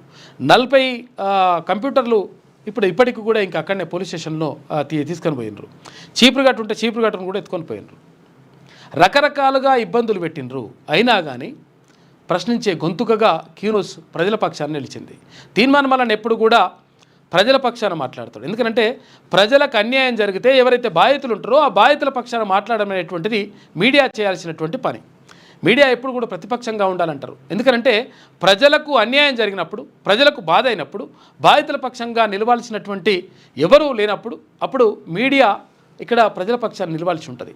కాబట్టి ప్రభుత్వం చేస్తున్నటువంటి మంచి పనులను మంచి చెప్తూ, ప్రభుత్వం చేస్తున్నటువంటి ఏదైతే తీసుకుంటున్నటువంటి తప్పుడు నిర్ణయాలు ఉంటే ఆ తప్పుడు నిర్ణయాలను ఎత్తి చూపేటువంటి బాధ్యతను ఇక్కడ మీడియా చేపట్టాలి కూడా. అయితే మెయిన్ స్ట్రీమ్ మీడియా మొత్తం కూడా అమ్ముడు పోయినటువంటి నేపథ్యంలో చాలా మీడియా సంస్థలని కొనుగోలు చేయడం కానీ, బెదిరించడం కానీ రకరకాలుగా ఇట్లా అదుపులోకి పెట్టుకున్న తర్వాత ఇక సోషల్ మీడియాలో విస్తృతమైనటువంటి ప్రచారం, అంటే ఏదైతే జరుగుతున్నదో ఉన్నట్టుగా వాస్తవాలని క్యూన్యూస్ అక్కడ ప్రజలకు చెప్పింది. ఈ నేపథ్యంలోనే ప్రభుత్వం మార్పుకు ఒక రకమైన కారణమైందని చెప్పేసి కూడా ప్రజలందరూ కూడా చర్చించుకుంటున్నారు. అయితే ఇటువంటి అప్పుడు ప్రతిపక్షంలో ఉన్నప్పుడు కాంగ్రెస్ పార్టీకి కానీ విపక్షాలకు కానీ అంటే తోడ్పాటును అందించినటువంటి మీడియా ఇప్పుడు సోషల్ మీడియా అంటే అట్లా ఇట్లా అని చెప్పేసి ఇష్టం వచ్చినట్టుగా మాట్లాడుతూ ఉన్నారు. ఇది కరెక్ట్ కాదని చెప్పేసి ఒక కథనం నమస్తే తెలంగాణ శనార్థి తెలంగాణలో కనిపిస్తూ ఉంది. జైల్లోకి పంపించిండ్రు, మా పైన అటెంప్ట్ మర్డర్ కేసులు పెట్టిండ్రు. 307 కేసులు ఇప్పటికి కూడా ఉన్నాయి. అంటే అటెంప్ట్ మర్డర్ కేసులు పెట్టి రకరకాలుగా ఇబ్బందులు పెట్టేసి జైల్లోకి పంపించేసి ఇక్కడ చెర్లపల్లి జైల్లో, తర్వాత తీర్మానం వల్లనే 74 రోజులు ఇక్కడ చెంచల్గూడ జైల్లో, 29 రోజులు ఇక్కడ చెర్లపల్లి జైల్లో, తర్వాత ఇంకా రకరకాలుగా ఇట్లా కేసులు పెట్టి ఇబ్బందులు పెట్టినా కానీ ప్రజల కోసం మాట్లాడాలి. ప్రజలు అంటే ఎవరైతే బాధితుల పక్షాన ఎవరు మాట్లాడకపోతే ఎవరు కూడా అందరూ కూడా నోరు మూసుకొని కూర్చుంటే ఇబ్బంది అవుతుంది. కాబట్టి ఎవరో ఒకరు బలైనా సరే కానీ ప్రజలు మంచిగా ఉండాలనే ఉద్దేశంతో ముందుకెళ్తా ఉంటే ఇప్పుడు ఇట్లా మాట్లాడుతున్నారు. అప్పుడేమో ప్రతిపక్షంలో ఉన్నప్పుడు ఒక మాట, ఇప్పుడు అధికారంలోకి వచ్చిన తర్వాత ఇంకొక మాట, ఇట్లుంటుందన్నమాట లెక్కలు.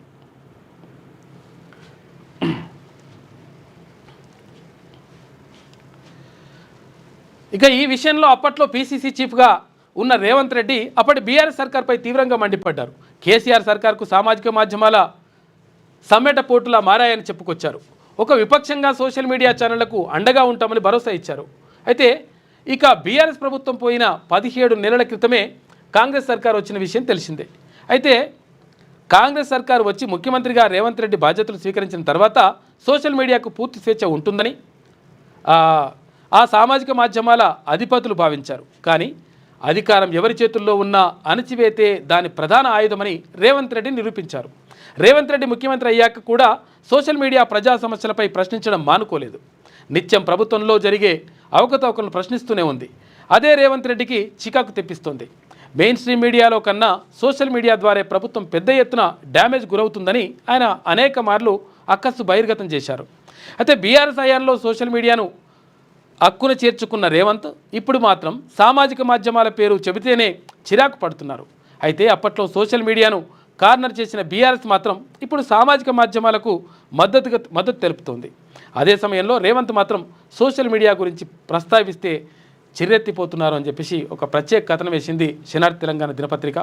ఎందుకంటే సోషల్ మీడియా అప్పుడు మంచిదైంది, ఇప్పుడు చెడ్డదైంది. ఎందుకంటే అధికారంలో ఉన్న వాళ్ళకి ఎప్పుడు కూడా చెడ్డది అవుతూ ఉంది, ఎవరైతే ప్రతిపక్షంలో ఉంటే వాళ్ళకి మంచిది అవుతూ ఉంది. ఎందుకంటే ప్రజల పక్షాన మాట్లాడతారు కాబట్టి అట్లుంటుంది ఈ లెక్క అని చెప్పేసి ఒక కథనం ఉంది. కాబట్టి ముఖ్యమంత్రి గారు ఆలోచించుకోవాలి, ఎవరు మంచి చేసిండ్రు, ఎవరు చెడు చేసిండ్రు, ఎవరు ప్రజల్లో మార్పుకు కారణమైనరు అనేటువంటి విషయం కూడా, అంటే కొంత మార్పుకు కారణమైనప్పుడు మరి దాన్ని రక్షించాల్సినటువంటి పోయి తర్వాత ఉల్టా మాట్లాడడం మాత్రం కరెక్ట్ కాదనేటువంటి విమర్శలు మాత్రం వస్తూ ఉన్నాయి. ఆలోచించుకుంటే మంచిగా ఉంటుంది. ఇక గిరిజనుల స్వావలంబన సాధించాలి, వారికి సర్కార్ తోడ్పాటుగా ఉంటుంది. ప్రభుత్వం తరఫున పోడు వ్యవసాయానికి చేయూతను అందిస్తాం. ఇందిరా సౌర గిరిజన జల వికాసం పథకం గిరిజనులకు వరం లాంటిది అని చెప్పేసి ముఖ్యమంత్రి అంటుండు. ఇక గిరిజనుల సంక్షేమం అభివృద్ధి కోసం 12,600 కోట్లు కేటాయిస్తున్నామని చెప్పేసి నల్లమల డిక్లరేషన్తో గిరిజనుల జీవితాలు మారిపోతాయి. మరో 3 ఏళ్లలో మహిళలను కోటీశ్వరులు చేస్తాం. మాచారం బహిరంగ సభలో ముఖ్యమంత్రి రేవంత్ రెడ్డి మాట్లాడాడు. ఇక ఇదేనా సోకాల్డ్ ప్రజాపాలన? సమస్యలు చెప్పుకోవడానికి వస్తే అరెస్ట్ చేస్తారా? అడవి బిడ్డల సంక్షేమం పట్ల ప్రేమ ఇదేనా? CM రేవంత్పై Harish Rao fire అవుతున్నట. అప్పుడు హరీష్ రావు అట్లే చేసిండు. దేశానికి నిజం తెలియాలి, జయశంకర్ను మళ్ళీ టార్గెట్ చేసిన రాహుల్. పాక్ ఆపరేషన్ సింధూర్ విషయం ముందే తెలుసా? మనం ఎన్ని విమానాలు కోల్పోయామో చెప్పాలని చెప్పేసి డిమాండ్ చేస్తూ ఉన్నారు. ఇప్పుడు పాకిస్తాన్ని అది కూల్చేసిన ఇది కూల్చేసినామంటారు కదా, మనవి కూడా ఎన్ని కూల్పోయినాయో చెప్పాలని చెప్పేసి అక్కడ రాహుల్ గాంధీ ప్రశ్నిస్తూ ఉన్నారు. రాహుల్ వ్యాఖ్యలు పాక్ మీడియాలో వైరల్ అవుతున్నాయి. తీవ్రంగా స్పందించిన విదేశాంగ శాఖ దాడికి ముందే పాక్కు సమాచారం ఇవ్వలేదని చెప్పేసి స్పష్టం చేస్తారట. విదేశాంగ మంత్రి జయశంకర్ను కాంగ్రెస్ అగ్రనేత రాహుల్ గాంధీ మరోసారి టార్గెట్ చేశారు. ఆపరేషన్ సింధూర్ ద్వారా భారత్ దాడి చేయడానికి ముందే పాకిస్తాన్కు సమాచారం అందించడం నేరం. భారత ప్రభుత్వం ఇదే పని చేసిందని విదేశాంగ మంత్రి ఒప్పుకున్నారని రాహుల్ గాంధీ అన్నారు. ఇలా చేయడానికి ఎవరు పర్మిషన్ ఇచ్చారు? దీనివల్ల భారత వాయుసేన ఎన్ని విమానాలను కోల్పోయిందో చెప్పాలని డిమాండ్ చేశారు. ఈ విషయంలో జయశంకర్ మౌనం చాలా దారుణమైన విషయం అని చెప్పేసి ఇక్కడ రాహుల్ గాంధీ అంటా ఉన్నారు. భారత్ ధర్మశాల కాదు, శరణార్థులందరికీ ఆతిథ్యం ఇవ్వడం కుదరదు. సుప్రీంకోర్టు సంచలన వ్యాఖ్యలు. శ్రీలంక తమిళ శరణార్థి దాఖలు చేసినటువంటి పిటిషన్ని తిరస్కరించింది. ఎందుకంటే శ్రీలంకలో కూడా తమిళ వాళ్ళు ఉంటారు అసలు యాక్చువల్గా. అందుకనే తమిళీలం ఏదైతే ఎల్టీటీ ఉందో అప్పుడు ప్రభాకరన్ ఏర్పాటు చేసిండో శ్రీలంకలో ఉన్నటువంటి తమిళుల కోసం కొట్లాడింటారు అప్పుడు ఎల్టీటీ వాళ్ళు. అందులో భాగంగా అప్పుడు అంటే కొట్లాడుతూ ఉంటే అక్కడ శ్రీలంకలో ఉన్నటువంటి తమిళులను కనీసం పౌరులుగా చూస్తలేరు, 2వ తరగతి పౌరులుగా కూడా చూస్తలేరు. కనీసం వాళ్ళకు ఓటు హక్కు లేదు, ఏ హక్కులు లేవు, వాళ్ళు బానిసలుగా బతుకుతూ ఉన్నారు. కాబట్టి కనీసం మనిషిలాగా చూడరు అని చెప్పేసి పోరాటం జరిగినాయి. అప్పుడు ఈ నేపథ్యంలో జరిగింది. మొత్తం మీద అక్కడ శ్రీలంక శరణార్థి వచ్చి సుప్రీంకోర్టులో ఒక పిటిషన్ పెట్టుకున్నాడు. మాకు కొంచెం భారత్లో ఉండే అవకాశం ఇవ్వండి అంటే అట్టెట్లా కుదరదురా బాబు, ఇదేమన్నా ధర్మసత్రమా అని చెప్పేసి అన్నాడంట. కేసీఆర్ని విచారించబోతున్నారా? కాళేశ్వరం కమిషన్ గడువు మరోసారి పొడిగింపు. జూలై 31 వరకు పొడిగిస్తూ ఉత్తర్వులు జారీ చేసిండ్రు. విచారణ తుది దశకు చేరుకుందని ప్రచారం. మరోసారి గడువు పొడిగింపుపై సర్వత్రా ఆసక్తి నెలకొంది. కేసీఆర్తో సహా మాజీ నేతలను విచారణకు పిలిచే ఛాన్స్ ఉందని చెప్పేసి అంటున్నారు. మరి ఎంతవరకు వస్తుందో చూడాలి. మరో 4 రోజుల పాటు వర్షాలు, ఉరుములు, ఈదురుగాళ్లతో కూడిన వానలు పడొచ్చంట భారత వాతావరణ శాఖ చెప్తా ఉంది. మరి చిత్తుబోతు కథనా నిజంగానే వస్తుందో చూడాలి. మరి ఇండోనేషియాలో బద్దలైన అగ్నిపర్వతం. ఇక 6 కిలోమీటర్ల ఎత్తుకు ఎగిసిపడిన బూడిద. ఫ్లోర్స్ ద్వీపంలో ఉదయం 9 గంటలకు ఘటన జరిగింది. సమీప గ్రామాలను ఖాళీ చేయించింది అధికారులంట. Utter flop. పుష్కరాల నిర్వహణలో ప్రభుత్వం విఫలం. రేవంత్ రెడ్డికి అందాల పోటీలపై ఉన్న శ్రద్ధ పుష్కరాలపై లేదు. ఇబ్బంది పడుతున్న భక్తులకు క్షమాపణ చెప్పాలి. కేంద్ర మంత్రి బండి సంజయ్ అంటుండు. కుటుంబ సమేతంగా త్రివేణి సంఘంలో ఆయన నిన్న పుణ్యస్నానం చేసిండు. బీసీలు అనర్హుల? సమాచార కమిషన్ 6 పదవుల్లో 1 బీసీలకు ఇవ్వలే అని చెప్పేసి అక్కడ జాజుల శ్రీనివాస్ గౌడ్ అడుగుతా ఉండు. ఇదెక్కడి సామాజిక న్యాయం? ఇప్పటికైనా 3 బీసీలకు ఛాన్స్ ఇవ్వాలి. నామినేటెడ్ పోస్టుల్లో బీసీలకు 56% ఇవ్వాలి. బీసీలను అవమానిస్తే రాష్ట్ర వ్యాప్త ఉద్యమం. బీసీ సంక్షేమ సంఘం జాతీయ అధ్యక్షుడు జాజుల శ్రీనివాస్ గౌడ్ డిమాండ్ చేస్తూ ఉన్నాడు.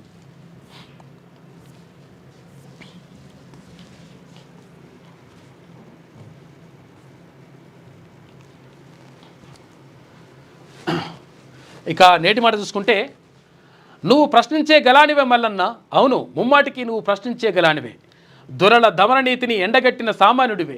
గత ప్రభుత్వాల అరాచకాలను ఎదురొడ్డి పోరాడిన యుద్ధవీరుడివే. నిర్బంధాలు, జైలు గోడల నీ ఆశయాలకు ఆపలేదు. రాజకీయాల్లో నూతన ఒరవడి సృష్టించి చట్టసభల్లో బీసీల గొంతుకై నీ వాణిని వినిపిస్తున్నావు. పేద ప్రజల సమస్యలను విప్పి చెప్తున్నావు. నాటి నుంచి నేటి వరకు నీ ప్రయత్నం జలయజ్ఞంలా సాగుతుంది. అగ్రవర్ణాల ఆధిపత్య పరిపాలనలో ప్రజలను చైతన్యవంతులను చేస్తున్నావు. దొంగ నాయకులు దోచుకున్న సొమ్మును ప్రతి పైసా లెక్క చెప్తున్నావు. పల్లె నుంచి పట్నం దాకా మార్నింగ్ న్యూస్ అంటూ జనం గుండెల్లో గుడిగట్టుకున్నావు. నువ్వు ముమ్మాటికి ప్రశ్నించేగరానివే మల్లన్న. బడుగు బలహీన వర్గాల భవిష్యత్తు కోసం దారులు వేస్తున్న బాటసారివే. నువ్వెత్తుకున్న బీసీ నినాదంలో నిజముంది. ఆ నినాదం ఉప్పొంగే కిరటమై ప్రతి పల్లె చేరుకొని మేమెంతో మాకంతా అంటూ నినదిస్తుంది అని చెప్పేసి పెద్దపల్లి రాజన్న నేటి మాట రాసిండు తీన్మార్ మల్లన్నకు సంబంధించి. నిజంగా నువ్వు ప్రశ్నించే గలానివే మల్లన్న అని చెప్పేసి నేటి మాట కనిపిస్తూ ఉంది. ఇది శనార్థిలో ఉన్నటువంటి ప్రధాన కథనాలు. అయితే ఒకసారి సాక్షి చూద్దాం. సగం యాడే వచ్చినట్టుందిగా. నేను కలలు కన్న మరో ప్రపంచానికి మహిళలే మూలస్తంభాలని చెప్పేసి డాక్టర్ రాజశేఖర రెడ్డి గారి కొటేషన్ చూసుకోవచ్చు. ఇక బైడెన్కు క్యాన్సర్ అంట. అగో అమెరికా మాజీ అధ్యక్షుడు జో బైడెన్ 82 సంవత్సరాలు ఉండి ఆయన ప్రోస్టేట్ క్యాన్సర్తో నిర్ధారణ అయినట్లుగా ఆయన కార్యాలయం ఒక ప్రకటనలో తెలిపిందంట. పాపం ఇదేందో క్యాన్సర్ ఎందుకు వస్తుందో తర్వాత దాన్ని ఎట్లా నివారించాలనో మరి ఎవ్వరు చెప్తారు సరిగా. లక్నోను ముంచిన సన్ రైజర్స్. ఇక 6 వికెట్ల తేడాతో లక్నో సూపర్ జైంట్స్పై హైదరాబాద్ విజయం సాధించింది. దీంతో లక్నో ప్లే ఆఫ్స్ ఆశలు గల్లంత అయిపోయినాయి. ఇక్కడ హైదరాబాద్ పోలే, అక్కడ లక్నోను కూడా ఓనియలే. మా పాలన దేశానికే రోల్ మోడల్ ముఖ్యమంత్రి రేవంత్ రెడ్డి. శాంతి భద్రతల నిర్వహణ, నిరుద్యోగం నిర్మూలనలో తెలంగాణ నెంబర్ 1. 16 నెలల్లో 3 లక్షల కోట్ల రూపాయల పెట్టుబడులు తెచ్చాం. 60,000 ప్రభుత్వ ఉద్యోగాలు ఇచ్చి ఆదర్శంగా నిలిచాం. గిరిజనుల ఆత్మగౌరవంతో బతికేలా ఇందిరా సౌర జల వికాసం పథకం అని చెప్పేసి ఆయన అంటా ఉన్నాడు. అచ్చంపేట నియోజకవర్గంలోని రైతులందరికీ ఉచితంగా సోలార్ పంపు సెట్లు ఇస్తామని చెప్పేసి ముఖ్యమంత్రి చెప్పిండు. నాగర్కర్నూలు జిల్లా మాచారంలో పథకం ప్రారంభం. బహిరంగ సభ వేదికగా నల్లమల డిక్లరేషన్ ప్రకటించారు. ఇక గ్రామ పటాల డిజిటలైజేషన్ ఉంటుందంట. పక్కాగా గ్రామీణ ప్రాంతాల సర్వే రికార్డులు కాలానుగుణంగా అప్డేట్ చేసేలా విలేజ్ మ్యాప్లు తయారు చేస్తారట. త్వరలో రాష్ట్రంలోని 3 గ్రామాల్లో పైలట్ పద్ధతిని అమలు. 26 నుంచి సర్వేయర్లకు శిక్షణ ఇస్తామని చెప్పేసి మంత్రి పొంగిరెడ్డి శ్రీనివాసరెడ్డి చెప్తున్నాడు. ఏసీ కంప్రెసర్ పేరుడే కారణమా? గుల్జార్ హౌస్ అగ్ని ప్రమాదంపై వివిధ కోణాల్లో దర్యాప్తు చేస్తున్నారు. ఇవాళ భవనాన్ని పరిశీలించనున్న ఫోరెన్సిక్ నిపుణుడు.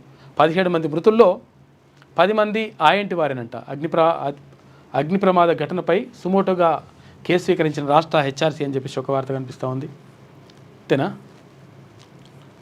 ఇది సాక్షిలో ఉన్నటువంటి ప్రధాన కథనాలు. అయితే ఒకసారి ఏమంటుందో చూద్దాం.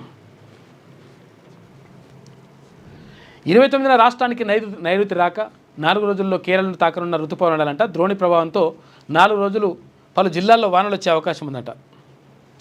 ఇక రైల్వే సేవలకు ఒకే యాప్ అంట. స్వరైల్ సూపర్ యాప్ను అందుబాటులోకి తెచ్చిన IRCTC ticket, tracking, food order సేవలన్నీ ఇకపై ఒక్క దగ్గరనే తీసుకోవచ్చంట. తప్పుడు కేసులు పెడితే తిప్పలే. కట్టుదప్పిన పోలీసులపై బీఆర్ఎస్ ఉల్టా కేసులు అని చెప్పేసి ఈ ఉల్టా కేసులు పెడితే ఇప్పుడు ఎవరు ప్రభుత్వంలో ఉంటే ప్రభుత్వంలో కేసులు పెట్టిస్తుంటారు. ప్రభుత్వానికి అనుగుణంగా ఇక్కడ పోలీసులు పనిచేస్తూ ఉంటారు. ఇప్పుడు మీరు బీఆర్ఎస్ అధికారంలో ఉన్నప్పుడు ఇష్టం వచ్చినట్టుగా అక్రమ కేసులు పెట్టియలే, రకరకాల కేసులు పెట్టిస్తారు. ఇప్పుడేమో పోలీసులపైన ఉల్టా కేసులు మేము పెట్టిస్తున్నామని చెప్పేసి ఇవంటా ఉంది.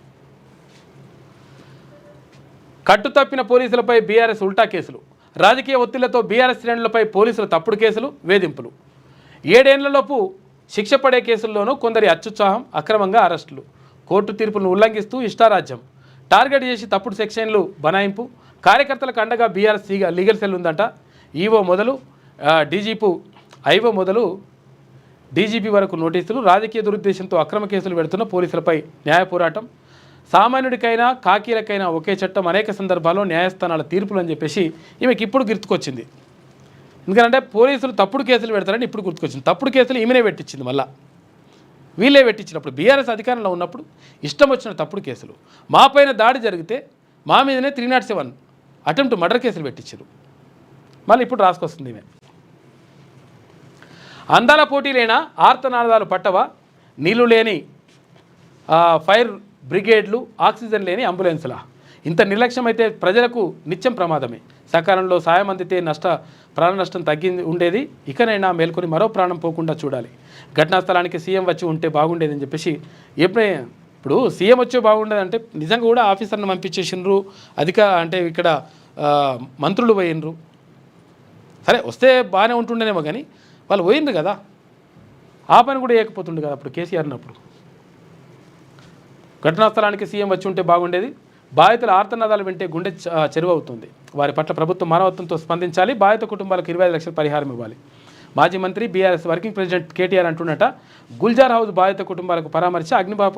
అగ్ని ప్రమాద స్థలాన్ని పరిశీలించిన బీఆర్ఎస్ నేతలు నిన్న పోయొచ్చినాడికి. ఇక రాలిన మట్టిపూలు 501, 529 రోజులు కాంగ్రెస్ పాలనలో అన్నదాతల మరణ మృదంగం అని చెప్పేసి రోజుకొకరు చొప్పున చచ్చిపోతున్నారని చెప్పేసి ఒక వార్త వేసింది నమస్తే తెలంగాణ. ఇక యాసంగి ముగిసిన రైతుకు దక్కని భరోసా, 4120 కోట్ల రూపాయల పెట్టుబడి సాయం బాకీ ఉందని చెప్పేసి వార్త వేసుకొచ్చింది. ఇక జాన్సన్ నాయక్పై కేసు, 2023లో బీఆర్ఎస్ నేతను అడ్డుకుని కాంగ్రెస్ దౌర్జన్యం, జాన్సన్కే ఉల్టా నోటీసులు జారీ చేసిన ఉట్నూరు పోలీసులు అని చెప్పేసి ఒక వార్త కనిపిస్తుంది. ఇక ఉద్యోగులను అవమానిస్తారా, ప్రభుత్వ సొమ్ము దోచుకుంటున్నట్లు చిత్రీకరించడం దుర్మార్గం అని చెప్పేసి టీఈసీసీ అంటుంది. ముఖ్యమంత్రి రేవంత్ రెడ్డి వైఖరి సిగ్గుచేటు, రిటైర్డ్ ఉద్యోగులకు బెనిఫిట్స్ అందించాలి, దాచుకున్న డబ్బులను ప్రభుత్వం ఇవ్వట్లేదు, జూన్ 2లోగా స్పందించకపోతే పోరాటమే అని చెప్పి తెలంగాణ ఉద్యోగుల సమన్వయ కమిటీ అని చెప్పేసి అంటున్నారు. వీళ్ళు ఏంటంటే అసలు యాక్చువల్గా పాత బీఆర్ఎస్ ఉద్యోగుల బ్యాచ్ కొంతమంది ఉంటారు కదా, దానికి సంబంధించినటువంటి కథ. అసలు యాక్చువల్గా ఏంటంటే ఉద్యోగులు రాష్ట్ర ప్రభుత్వం ఉన్నటువంటి పరిస్థితిని అర్థం చేసుకొని కొంతవరకు తగ్గితే ఏమి అట్లట్టే తగ్గుతారని చెప్పేసి ఉసిగొలుపుతూ ఉంది. ఇంటి జాగా ఇవ్వలేం, చేతులెత్తేసిన ముఖ్యమంత్రి రేవంత్ రెడ్డి, దళిత గిరిజనులకు స్థలాలపై నాడు హామీ, చేవెల డిక్లరేషన్లోనూ ప్రకటించిన కాంగ్రెస్, ఇవాళ సర్కార్ దగ్గర భూమే లేదని వెల్లడి, సొంతంగా కొనుక్కోవాలంటూ ఉచిత సలహా, మాచారం సభలో హద్దు దాటిన అబద్ధాలు, 60,000 ఉద్యోగాలు ఇచ్చామన్న రేవంత్, సీఎం పర్యటనలో చెంచు ప్రతినిధులు అరెస్ట్ అని చెప్పేసి ఇంకోటి రాస్తున్నది. కాంగ్రెస్ రాజకీయానికి మేడిగడ్డ బలి, ఎన్డీఎస్ఏ నివేదిక ముడిపెట్టిన ప్రభుత్వం అని చెప్పేసి ఈమెకేందంటే ఇప్పుడు కాళేశ్వరం మీద అట్లెట్లా చేస్తారు, ఇంకో 2 నెలలు ఎట్లా పొడిగిస్తారు, మమ్మల్ని కూడా ప్రశ్నిస్తారా అని చెప్పేసి అడుగుతున్నట్టుంది. మిమ్మల్ని చూసి యావత్ దేశం సిగ్గుపడుతుంది, మీ క్షమాపణ మొసలి కన్నీరులా కనిపిస్తుంది. కర్నల్ సోఫియాపై అనుచిత వ్యాఖ్యలు చేసిన మధ్యప్రదేశ్ బీజేపీ మంత్రిపై సుప్రీంకోర్టు ఆగ్రహం వ్యక్తం చేసింది. ఇక దర్యాప్తుకు సిట్ ఏర్పాటు చేయాలని చెప్పేసి ఆదేశాలు జారీ చేసింది. గృహహింస కేసులను హైకోర్టు రద్దు చేయొచ్చు అని చెప్పేసి సుప్రీంకోర్టు కీలక తీర్పునిచ్చింది. ఏది ఇప్పుడు గృహహింస చట్టం అంటే 498A గృహహింస చట్టానికి సంబంధించి. ఇది నమస్తే తెలంగాణలో ఉన్నటువంటి ప్రధాన కథనాలు. దయచేసి మార్నింగ్ న్యూస్ని లైక్ చేయండి, షేర్ చేయండి.